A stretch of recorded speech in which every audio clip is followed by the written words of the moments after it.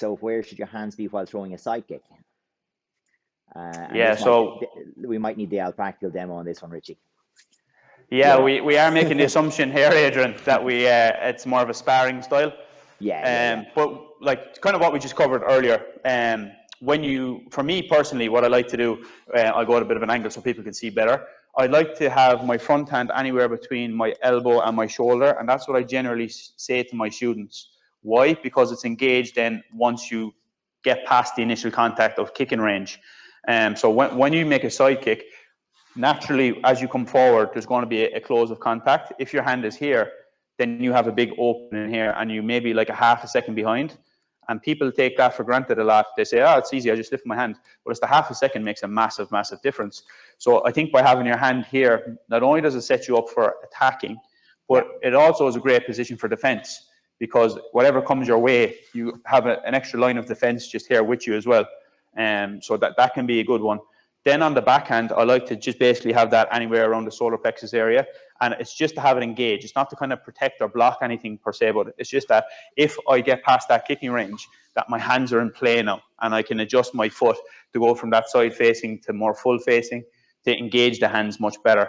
And of course, they always are there then as well in case you need that hand to block. Like you see the WT guys and stuff, they cover up a lot. And they will almost kind of have their hands like this as they kick. So that's always in play.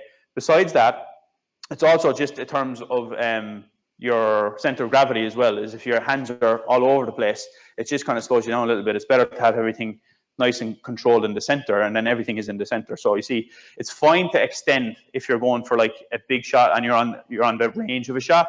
So maybe I'm going for a hook kick and I'm at my full extension or something. Then it's okay if you're going for that one shot, but you shouldn't be in that position when you're going for every kick. Yeah, it should be just the ultimate one at your maximum range that you feel, okay, it's on. And then you just go for it. But otherwise, keep the hands super tidy. And that's kind of like the cue that I give my students, keep your hands tidy. And that's just a reminder just that sometimes people just leave the hands go down. Exactly. Yeah, and they just get into a bit of just a sense of security with that as well sometimes. And then their rhythm will slightly drop with that as well. And it allows somebody to come in, especially on that front hand side.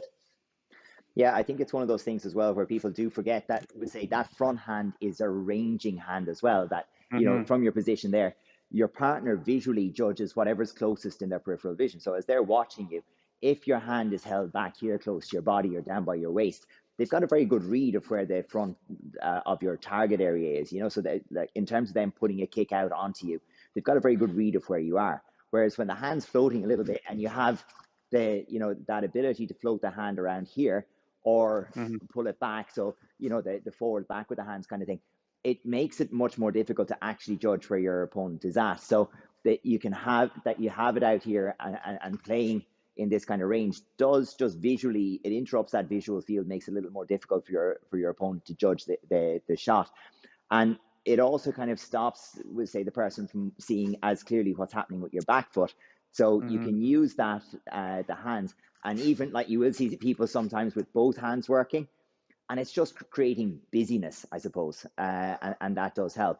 But the last thing, just because we didn't so much talk about it, Richie was saying about interrupting, and one of the key things on the defensive side of it that I quite like is if your hand is here and you are being blitzed or rushed with hands, as you pull your head back, the hand is going to arrive into the position between your opponent and your face. And that just means that their first punch, if it's not, it'll have to, become a back fist, or it'll have to take an awkward path. And it just buys you that little bit more time to bring the kick into play. And so because of that, we have that ability on the defensive side, to take a bit of time. And because the hand, is reaching out first, we're just interfering with that and trying to buy time. Remember, distance is always time. So between me and my opponent, if I have this kind of range, as we're leaning back, as long as I'm interfering with the hands, I can be here, I can be very, very, very close as long as the hand hasn't hit me. All this extra space that they've gained doesn't matter if I've blocked the hand, and it buys me the distance between the hand and here to get the side kick off. So yeah, a nice place to have the hands going as we move through. Yeah, definitely. Let's find out what's next.